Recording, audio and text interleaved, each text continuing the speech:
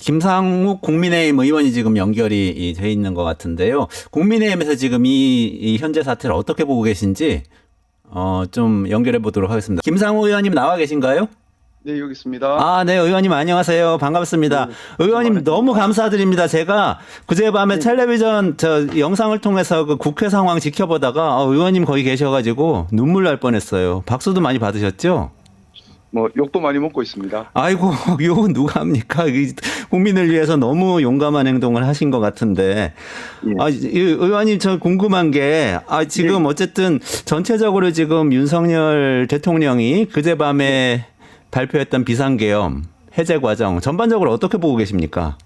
뭐 저는 일단 비상계엄이라고 하는 것은 사유가 있다 하더라도 정말 신중하고 엄중하게 접근해야 되는 사안인데 사유도 없음에도 불구하고 일방적으로 또 기습적으로 국민들이 동의할 수 없는 비상계엄이 진행됐기 때문에 저는 헌정 질서를 문란한 자유민주주의의 기본적인 틀을 위협한 그런 행위로 보고 있습니다. 아, 그렇군요. 그 초기에 한동훈 대표도 굉장히 메시지를 잘 내셨더라고요.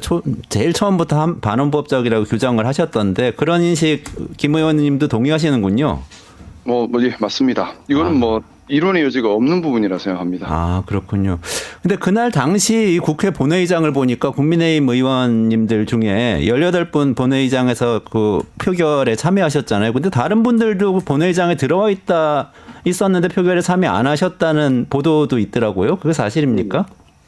예, 사실입니다. 아, 그래요? 그때 어떤 일이 있었는지 혹시 말씀해 주실 수 있으세요?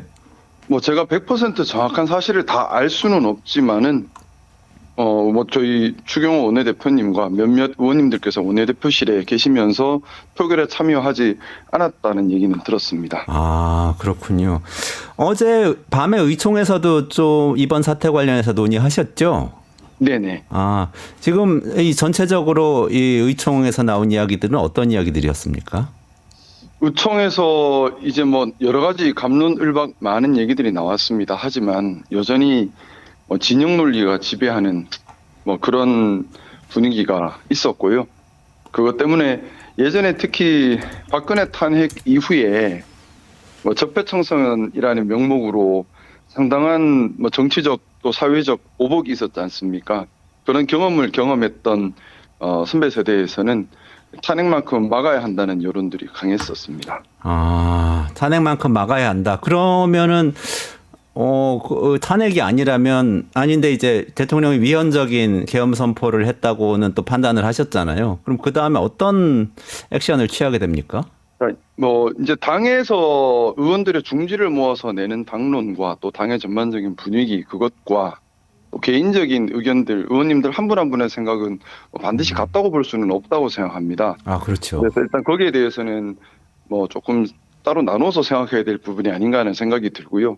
뭐 당 입장에서는 지금 당장 탄핵이 이루어지고 경우에 따라 조기 대선으로 간다면 뭐 이제 민주당의 이재명 대표가 대통령이 될 것이 거의 확실히 돼 보이는 입장이다 보니까 그것을 막아야 한다는 뭐 정치적인 입장과 진영 논리가 반영될 수밖에 없다는 생각이고요. 하지만 또 의원들 한 분 한 분의 개인적인 생각은 또 다를 수 있다는 생각도 듭니다. 왜냐하면 이런 국회의원으로서의 헌법을 수호할 의무와 또 본인의 양심과 소신 뭐 이런 부분들도 반영이 될 수밖에 없기 때문에 사실 그래서 아주 복잡하게 다양한 의견들이 설왕설래하고 있다. 저는 그렇게 보고 있습니다. 아, 김 의원님께서는 어떻게 생각하십니까? 지금 사태 이 다음 단계를 뭘 해야 된다고 보십니까? 뭐 기본적으로 저는 대통령께서 대통령직을 정상적으로 수행할 수는 없다는 생각입니다. 또 이미 반헌법적인 계엄을 실시하셨기 때문에 네. 그건 있을 수 없는 일이고요. 다만 그 후에 어떻게 대응할 것인가에 대해서는 뭐 서로를 이렇게 적대시할 문제가 아니라 이제 다음을 어떻게 할 것인가에 대해서 서로 좀 머리 맞대고 많이 생각을 해야 되지 않겠나 생각입니다. 예를 들어 방법도 탄핵이라는 방법도 있을 수 있고 하야란 방법도 있을 수 있고 거국 내각 구성도 있을 수 있고 여러 가지 방법이 있을 수 있지 않나라는 생각입니다. 아, 저는 지금 민주당에서는 탄핵 발의를 했어요. 그래서 네네. 이 한동훈 대표는 탄핵 지금 의결하는 건 반대를 하신 걸로 지금 언론 보도가 나왔는데요. 네네. 지금 이 의원님 의견 어떠세요? 뭐 저도 지금 아직 많은 고민을 하고 있습니다. 뭐냐 하면 말씀 올렸던 것처럼 대통령께서 대통령직을 국민의 신뢰를 받고 정상적으로 수행하는 것은 불가능한 상황이라고 생각합니다. 하지만 그 이후에 어떤 형태가 될지는 또 다른 문제거든요. 예를 들어 한쪽이 정치적으로 승리했다고 해서 다른 쪽을 척결하는 형태가 되어서는 보복 정치의 반복만 될 뿐이지 절대 바른 방향은 아니라고 생각합니다. 아, 그러면 그리고 또 이제 국민들 입장에서도 뭐 대통령께서 잘못했다고 해서 보수 자체가 다 없어진다면 나라가 돌아가는 데 필요한 양수레바퀴 건강한 보수와 건강한 진보 중에 하나의 수레바퀴가 없어져 버리면 결국 또 나라는 이상하게 되거든요. 그렇죠. 그래서 그런 부분에 대한 충분한 고민을 가지고 사실은 뭐 개인적인 생각은 서두르기보다는 현명하게 신중하게 접근할 문제라고 생각합니다. 이미 대통령께서 뭐 함부로 국정을 운영할 동력은 사라졌다고 봅니다. 중요한 것은 그 다음을 어떻게 할 것인가를 신중하게 생각을 해야 하고 뭐 말씀 올렸던 것처럼 거국 내각에 대한 부분도 논의 가능할 것이고 기타 여러 가지 부분들 생각을 해야 된다고 생각합니다. 왜냐하면 탄핵이라는 절차로 바로 가버리면은 그런 논의를 거쳐서 탄핵으로 가는 거는 괜찮은데 그런 논의 없이 탄핵으로 간다 그러면 아무래도 일방이 또 팔자루를 쥐고 휘두르는 격이 될 것입니다. 네. 그리고 또 그 이후에 조기 대선으로 빨리 가게 되기 때문에 시간적으로 매우 촉박해집니다. 이렇게 돼버리면 다음 대통령 누구다 가는 걸 답을 정해놓고 가는 상황이고 한쪽에서는 승리자가 돼서 다른 쪽을 공격하는 형태가 될 텐데 그건 보복 정치의 반복이 될 수 있습니다. 그래서 지금 중요한 것은 어차피 대통령께서 지금 강한 통수권을 가지고 뭘 할 수 있는 상황은 누가 봐도 아니지 않습니까?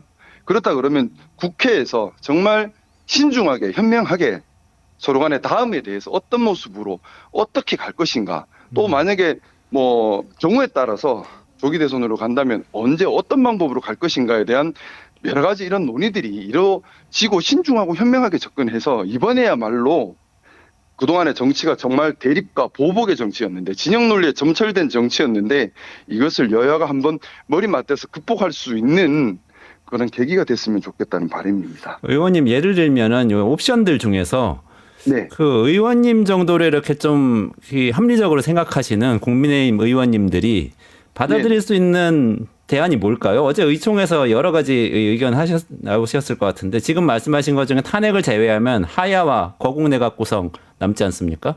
뭐 다른 부분들도 뭐 제가 생각하지 못한 다른 아이디어들도 있을 수 있다고 생각합니다.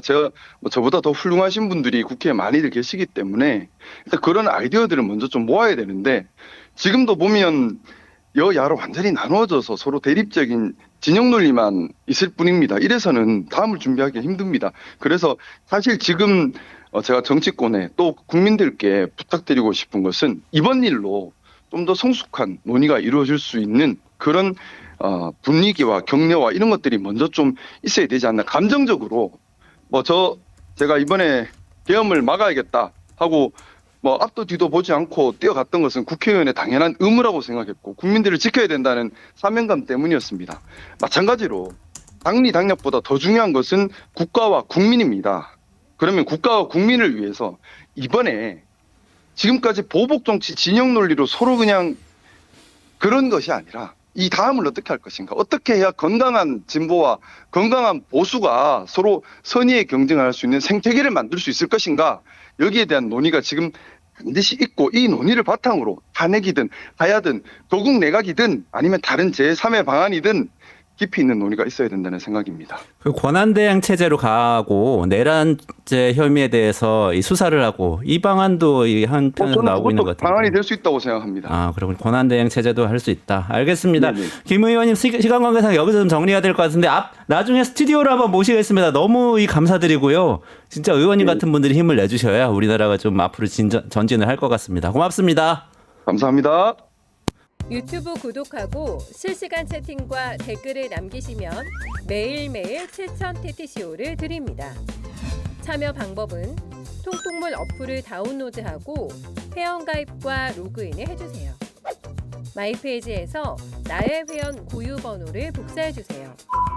유튜브 구독 후 실시간 채팅이나 댓글창에 고유 번호를 한 번만 입력하면 준비 끝! 지금 유튜브 채팅과 댓글 쓰기 참여하고 실천 TTCO 받아가세요.